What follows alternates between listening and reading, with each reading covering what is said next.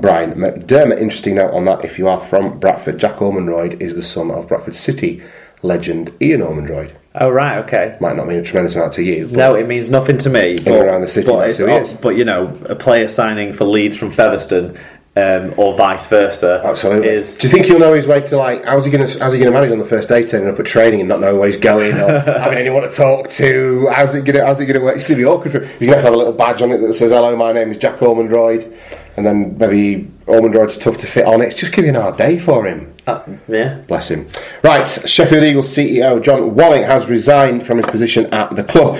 Walling was appointed Chief Executive of the Championship club in February this year, a former president of the RFL. He previously was an Associate Director of the Eagles. He tweeted, "I have resigned from my position as CEO of Sheffield Eagles after a difference of opinion at our board meeting on Tuesday. I hope they survive." Ominous. To say the least. I hope they survive as well. Yeah, absolutely.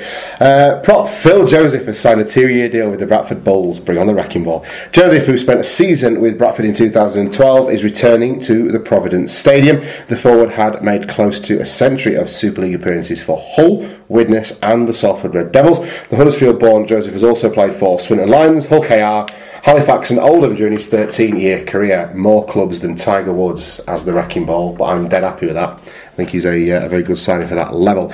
Rochdale Hornets have signed prop forward Gavin Benyon from Halifax. The 22-year-old has worked under Alan Kilshaw at both Warrington Wolves and in Australia with the Mackay Cutters, which was a factor in his decision to join the club. They're putting together a decent squad to challenge and sort of challenge to stay up. Rochdale, yeah. Good signing so far, I would say. Yeah, they're definitely moving in the right direction, aren't they? Will Lovell, who's 23, has returned to the London Broncos on a 3-month contract beginning in the 2017 pre-season. The second row played with the academy. That's a prove yourself deal. Absolutely. In both 2010 and 2011, before making his Super League debut with the newly reformed Broncos at the tender age of 19. He remained with the Broncos for another 3 seasons before signing with the London Scholars for the 2015 and 2016 seasons. Good luck to that young man, earning a longer-term deal with the Broncos. Oldham have signed Sheffield Eagles centre Nathan Chappell. He can play equally well in the backs and forwards, and that's important to us, Ruffians boss Scott Naylor said. "We've been looking at him for a while. I like his speed, his quality and his try scoring." Chappell, who lives in Huddersfield, has penned a 2-year deal and joins fellow New Boys Ben Davies, Scott Leatherbarrow and Dave Hewitt. London Broncos have confirmed the signing of Warrington prop Ben Evans for the 2017 season. The 23-year-old Wales international signed with the Wolves in 2013 and made his international debut for Wales in 2012 against France, and also featured in the 2013 Rugby League World Cup, scoring a try against Italy. Halifax have confirmed that 3 local players have inked deals that will keep them at the club in 2017. Jacob Fairbank and hooker Ben Kay have extended their original contracts for another year. Utility back James Saltonstall has signed on for another 2 seasons at the club. Hull KR hooker Sean Lunt has become the first player to agree to stay at the club following their relegation to the Championship. Rovers lost to Salford in the £1 million game on the 1st of October, with all Super League contracts automatically becoming void. But Lunt has agreed to stay under the terms of his old deal, which has 3 years left to run. "As far as I'm concerned, I was part of the team that got the club relegated, and I want to be part of the team that gets the club promoted back to Super League once again," he told the club website. Especially as I'm not going to have to take a pay cut. Admirable that he's sticking around, because he could have, if he'd wanted to, stayed in Super League, you would have thought. Yeah. There you go. But, Yeah, well, realistically so. Yeah. Talk of all these Hull KR players who are going to be out and destitute, I'm sorry. No, they were never going to be out and destitute, though. No, they've hammed it up and they've used it to their own benefit, which is possibly credit to them for doing it, but the season ticket sales are apparently record numbers for the week of release. Right. So that's going really strongly. Their sponsors have all signed on still on their full sponsorship terms of Super League contracts, which is great for the club. So Hudgell's done a really good job in getting those sorts of things tied down. Yeah. Maybe some of the talk was a bit hyperbolic about the players being out, losing mortgages and stuff. Do we credit people with that amount of nous that were doing that? Or, I don't know. We'll have to say. But fair play to him. He's sticking around and he's playing it, and he's got a gig. He hasn't lost his house. And good luck for Hull KR. They're going to be a really strong outfit in the Championship. Certainly, we want to see Hull KR be strong and competitive in the qualifiers next year to make that an enjoyable tournament. Yeah, stay with Hull KR then. Their halfback comes second row, Mo Blair, has signed a 2-year contract extension with the former Super League side. The 32-year-old joined the relegated Robins from the NRL side Gold Coast Titans in 2014. Blair, who won the club's Player of the Year award, is the second player to agree to stay with the club after they lost the £1 million game to Salford. Former Workington Town and Whitehaven hooker Gary Mounsey has been elected chairman of Working Town. Mounsey, the former Glasson Rangers amateur player and coach, has been on the town board for 3 years. I'm delighted to have been elected chairman, Mounsey said. The club is busy regrouping for the new season in League One, and with our very experienced vice chairman Mark Fryer and a larger board, we are working hard to position the club to challenge for promotion in 2017. North Wales Crusaders have confirmed that Mike Grady has been appointed as their new head coach. Grady formerly coached the South Wales Scorpions and has also worked at Newcastle Thunder. I'm looking forward to getting started with the North Wales Crusaders. I'd like to thank the club for the opportunity. It's a challenge I'm looking forward to, said Grady. I like Mike Grady. I think he's done some good jobs with some young players at some of these sort of fringe of the Heartland sorts of clubs. Yeah. I think the North Wales Crusaders is a great fit for him. Yeah, absolutely. Personally, He might be able I to hope he does on. well. Yeah, I agree. Prop Jack Coventry, who is leaving Featherstone Rovers, has signed a 1-year deal with Hunslet for next season.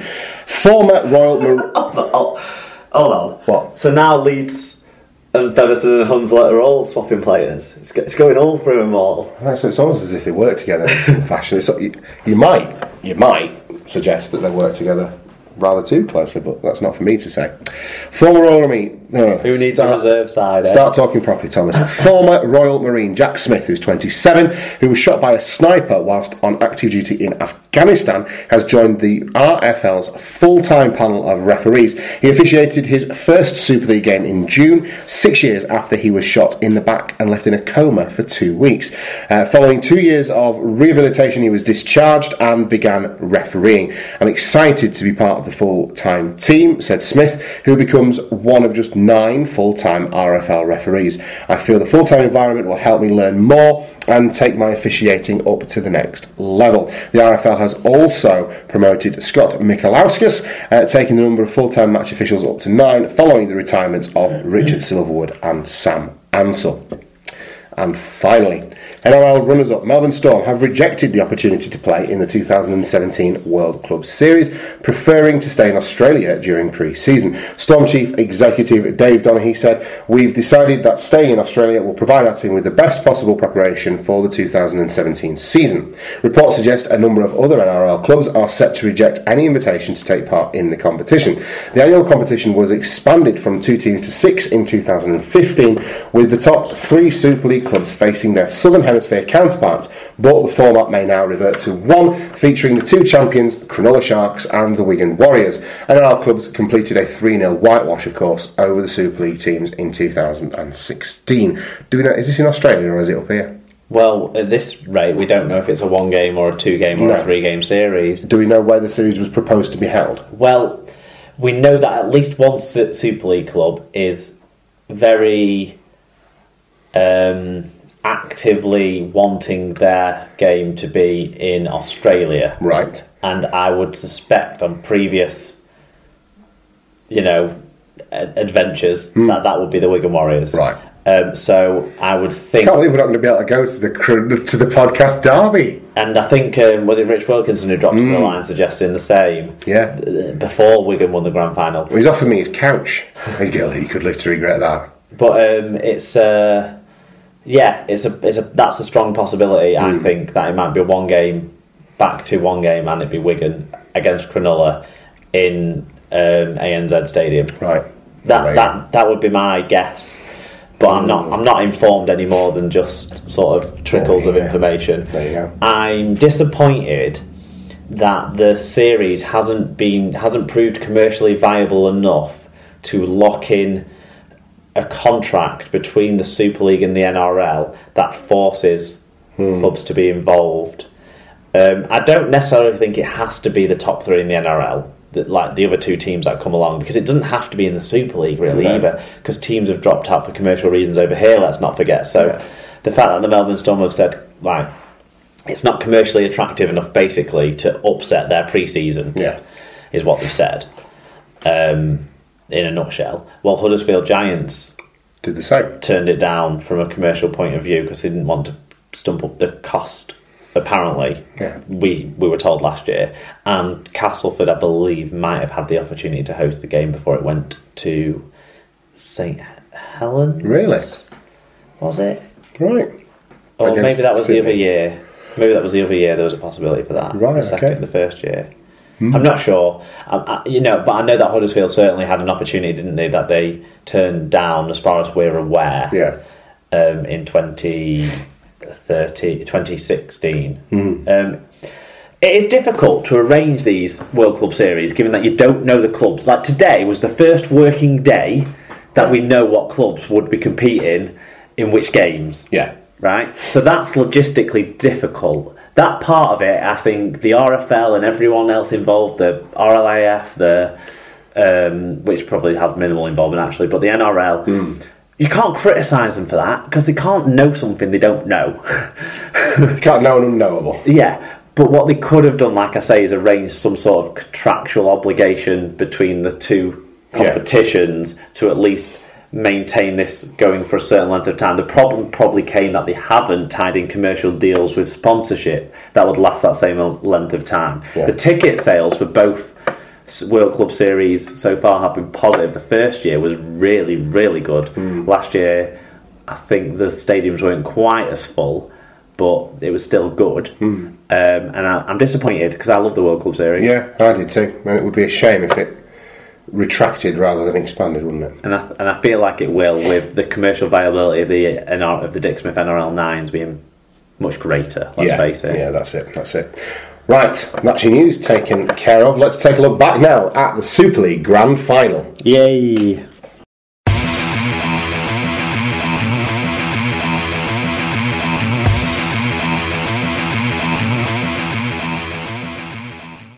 Well, Mark, it's a game that needs no introduction, certainly from my point of view, probably least of all yours. The showpiece event of the season, the grand final, the culmination of months of effort from two well-matched, well-drilled and exceptionally talented rugby league sides. It came down to 80 minutes and Wigan came out on top 12-6 in an engaging and interesting final. I wouldn't call it a classic, but there were moments of brilliance in there that we weren't subjected to any refereeing controversy that decided the game, so that's a good thing. And your Wigan Warriors are crowned champions of Great Britain for the umpteenth time. 21st time. There we go. Over to you, mate, because this is your baby, this is your bag, isn't it? And we'll just point out that we didn't give the Championship Shield final anywhere near the amount of coverage that we're giving you over this. Did you go to the Championship Shield final? Was it televised? Did you get any single game reviews for it? It was never really in doubt. Right, go on. Anyway, well, I thought it was a classic, obviously. Well, they're all classics when you win them, aren't they? I imagine there's about 35,000 Warrington fans. I was talking to a Saints fan at work today, actually. The first hour of the game, or 55 minutes to an hour of the game, are what made it not a classic, because it wasn't high scoring during that period. The fact in the last 20 minutes of the game that the result was constantly in balance, we did not know who would win, means that it ended as a really fine entertainment spectacle. Absolutely. To enjoy. Very engaging. Yeah, I mean, I made some notes so we didn't lose track. Like we lost track a lot of the time last week. But yeah, I enjoyed from a game sense. I enjoyed the game as a whole. Really, it was relatively quick, wasn't it? Yeah. So it was mostly clean as well around the ruck. The play of the ball area was well handled by both sets of players. I would say all throughout the game. Some of the stats we'll talk about later actually bear that out completely.